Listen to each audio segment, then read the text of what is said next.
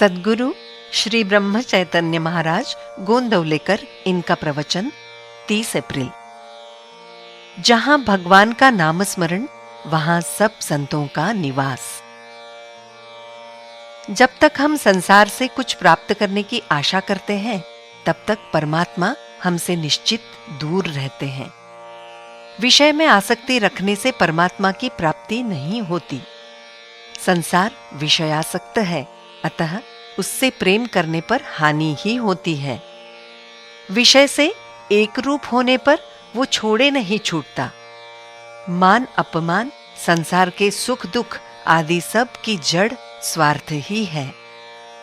अभिमान के कारण परमात्मा को भूल जाना जीव का मुख्य लक्षण है। सुख दुख, विपत्ति आपत्ति, ये सब माया और गृहस्थी के ज्वार और भाटा की तरह है।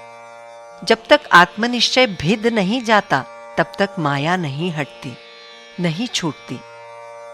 अतः हम अब मन को शक्तिशाली बनाकर माया को हटाएं। जो जो बाहर दिखाई देता है, उसका बीज हम ही में है। एक ही वस्तु ऐसी है जिसे जान लेने से पूर्ण संतोष होता है, और वो वस्तु है भगवान। जिसमें हम सुख मानते हैं, उसी में से दुख उत्पन्न होता है। यदि आदमी सही रास्ता न भूले, तो वो नर से नारायण हो सकता है। जिसकी आशा करो, उसके दास बनना पड़ता है, यानी हम उस आशा से बांधे रहते हैं। ये देह तो पंचमहाभूतों से बनी है, इसलिए इसका बहुत भरोसा नहीं करना चाहिए। मैं तुम्हारे हित की बात कहता हूं। दृश्य में अपना चित्त मत रखो, अर्थात जो ऊपर ऊपर से दिखाई देता है वो नाश पाने वाला है, अतः उसकी आसक्ति मत रखो। परिस्थिति बंधन का कारण नहीं होती, हमारे मन की बनावट कारण होती है। भगवान को हम जैसा देखें, वैसा ही वो हमें दिखाई देता है। जब तक विषय का त्याग नहीं होता, तब तक संपूर्ण राम सेवा नहीं होती। हम अपने आत्यंतिक हित को ही अपना यथार्थ स्वार्थ जाने।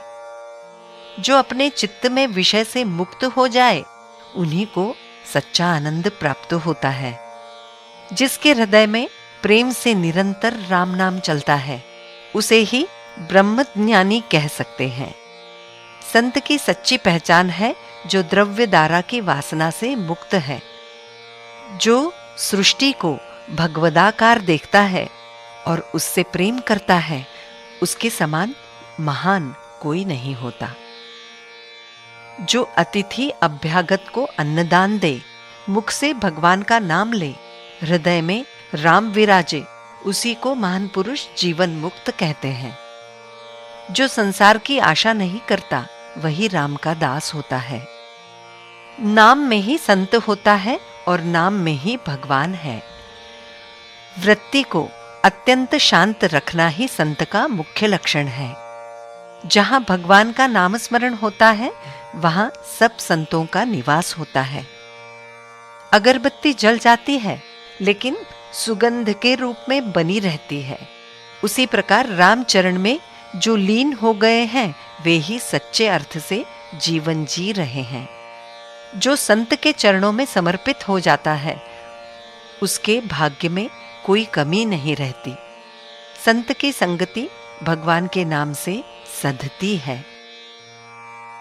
हे भगवान, मैंने अपनी गृहस्थी देह सहित तुम्हें अर्पण की है।